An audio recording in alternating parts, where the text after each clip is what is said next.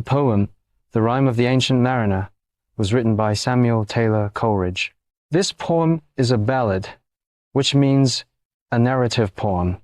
Theme is sin and redemption. All right, students, let's break down this tricky word rhyme. Have you heard of word rhyme, like in poetry? Great!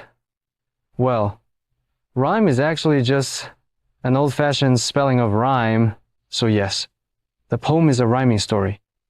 But rhyme also means ice and frost. So why would Coleridge use this word in the title? The poem rhymes, but it's also about the mariner's freezing, icy nightmare at sea. Two ideas packed into one word. Smart, isn't he? Now, you too, be smart and subscribe this channel for more interesting study material. Now, let us start from lines 1 to 20. In the poem's first line, we meet the main character, an ancient mariner. He stops one of three people who are on their way to a wedding celebration. The wedding guest tries to resist, but he is held by his captivating eyes. The man explains that he is on his way to the wedding place and that he is a close relative of the groom and the festivities have already begun. But the sailor's eyes are strange and powerful. The man cannot look away. The old man leaves his hand but captures him with his captivating eyes. He sits down like a 3-year-old obedient child, even though he doesn't want to. And so, the mariner got what he wanted. The sailor then begins his story. Lines 21 to 40. The ancient mariner explains that one clear and bright day, he set sail on a ship full of sailors. The sailors were all in a happy mood.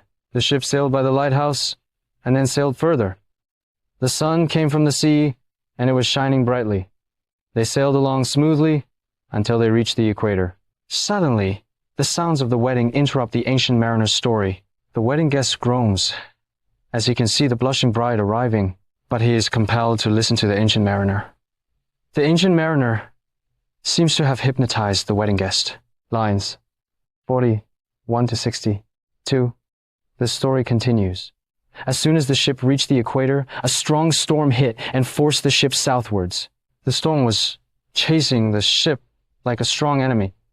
The front part of the ship was dipping in the water due to high waves. It was like a hunter chasing its prey. Then the sailors reached a part of the sea that was wondrous cold, full of snow and tall, shining green icebergs, looking like emerald stone. It was the land of mist and snow. Huge icebergs surrounded the sea. The snow cliffs gave a sad shine, and the sailors were stuck in the sea. There was no place to steer the ship. There was no human, no animal around. The ice cracked, making loud sounds, and so the ship was stuck at one place. Lines 63 to 82. Finally, an albatross emerged from the fog, and the sailors considered it to be the sign of good luck, as it showed some life around. They praised it in the name of Christ and considered it a good luck. With the arrival of the albatross, a good south wind started to blow, and the ice cracked, making way for the ship. The sailors fed the albatross and played with it. The albatross came at the mariner's call. The mariner, after this, becomes hysterical, and the wedding guest gets terrified seeing his pale face. Then, the mariner tells the wedding guest that he took his crossbow and killed the albatross. Part 2, lines 83 to 102. The ship started moving forward. The sun shone during the day, and the wind also blew in the right direction. But there was mist all around. But there was no sweet bird to come at their call for food or play now. The sailor confessed that he had committed a sin, which brought a lot of unhappiness and sorrow. The other sailors were angry with the ancient mariner for killing the innocent albatross, which, according to them, was the Holy Spirit sent by Christ to save them. It was a bird of good omen who brought wind. Then the mist disappeared, and the sun shone brightly. On seeing the weather changing, the sailors also changed their opinion. They were fickle-minded people, and they said that the mariner did a good job by killing the albatross as it had brought the mist. Lines 103 to 122. As a favorable wind blew, the ship sailed fast. As the ship sailed ahead, it left behind a white-colored foam in its path on the surface of the sea. The sea was very quiet, and there was no sign of life. It seemed that the sailor's ship was the first to have reached in that part of the world. All of a sudden, the south wind stopped, and at the same time, the ship also stopped sailing. The crew became sad to be stranded in the sea. The only noise that could be heard in the silent sea was that of the crew members talking to each other. The weather was very hot, and the sky was full of the copper color emitted from the hot sun.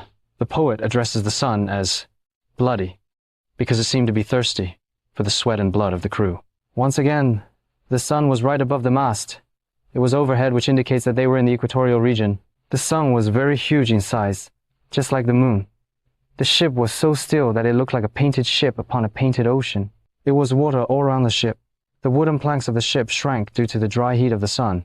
The sailors were thirsty as the drinking water had finished. Although there was water all around, they did not have a drop to drink, as the seawater was salty, and so it was not fit for drinking. Lines 120, 3 to 140. The ocean became a horrifying place. The water was covered with slimy creatures at night. It seemed as if the fire of death danced around them, doing various types of dances. The sea water was like the oil of a witch, which emitted different shades of green, blue, and white as it burned. The phrase, witch's oil, has been taken from Shakespeare's play titled Macbeth, in which the witch burned a magical oil which emitted different colors. Some of the sailors dreamed that the spirit had followed them to take revenge from the icy world, and they all suffered from a thirst so terrible that they could not speak. The sailors blamed the ancient mariner for their problems. All the crew members of the ship, old and young, stared harshly at the sailor. In order to punish the sailor for the sin committed by him, the cross was removed, and instead, the dead albatross was hung around his neck. It would remind him time and again of the serious sin committed by him. And you know, friends, this poem later gave birth to a new idiom, an albatross around the neck. It means guilt or shame or a challenging situation. Have you ever felt like you have an albatross around your neck? How did you deal with it? Share your story with us in the comment box.